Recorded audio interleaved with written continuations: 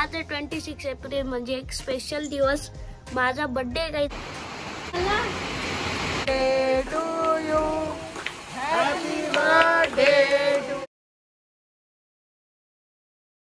हे guys very good morning आणि स्वागत आहे तुमचं आपल्या व्लॉग मध्ये।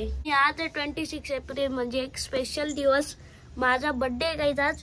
आणि स्कूबी बघा मला सकाळी विश करायला आली, हॅपी बर्थडे कर स्कूबी। स्कूबीला काही घेणं देणं नाही कोणाचा बर्थडे, आणि स्कूबीचा पण बर्थडे लवकरच येतोय।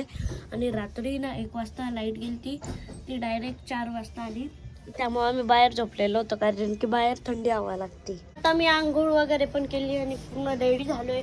आणि शर्ट आहे ना नवीन आहे, फक्त पॅन्ट जुनी आहे। आणि नवीन कपडे आहे ना मी ना रात्री घालणार आहे बर्थडे साठी, त्यामुळे आता हे शर्टच घातलेलं आहे। आणि आता दादाची पण आंघोळ झाली आणि दादा बघतोय फोन, आणि संकेत दादा आलाय कारण की आज व्हिडिओ काढायचे होते दादाला त्यामुळं। आणि काही जाता आहे ना दुपारचे ना 2:30 वाजलेले आणि अजून पण मी झोपलेलोच आहे कारण की मस्त कूलरची थंडी हवा लागते। आणि दादा ते बाहेर गेले, दादाला काहीतरी काम होतं।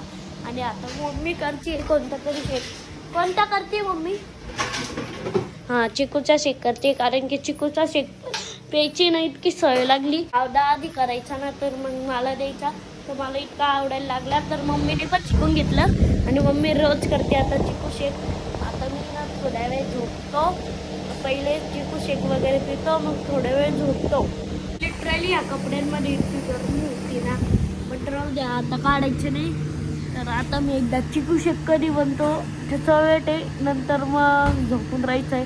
आणि मला जेवण करायचं होतं, पण जेवायला एवढा चांगली भाजी नव्हती, दोडक्याची भाजी होती जी की मला नाही आवडत, त्यामुळे मी आला थोडा आराम करते। गाईज मला झोपायचं होतं, बट त्याच्यात त्यानं दादाचा फोन आला।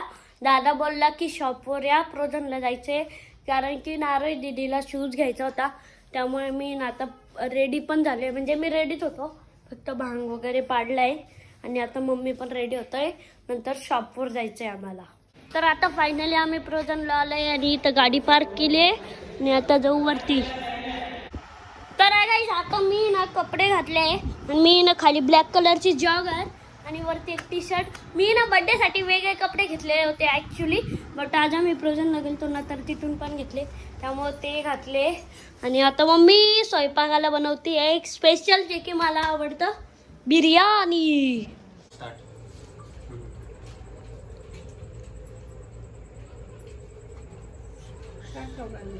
हा रोहित तुझ्या नखानीच त्याला हे लावून जास्त पुढे आहे कारण कायमसाठी देसाठी काय डायरेक्ट ग्रुप सगळेजण सोबत सगळ्यांनी नाही तू जातो का मी घेतो ब्लॉग दे। Happy birthday to you, happy birthday to, happy birthday to.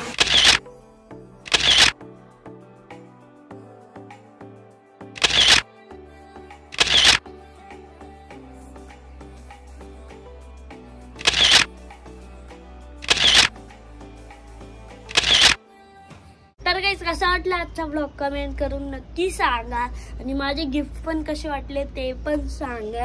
आणि चॅनलला लाईक सबस्क्राईब शेअर करायचं विसरू नका, आणि कमेंट पण करा की माझे गिफ्ट बद्दल कसे कसे वाटले माझे गिफ्ट। तर आजचा ब्लॉग मी इथंच एंड करतो, तोपर्यंत बाय बाय।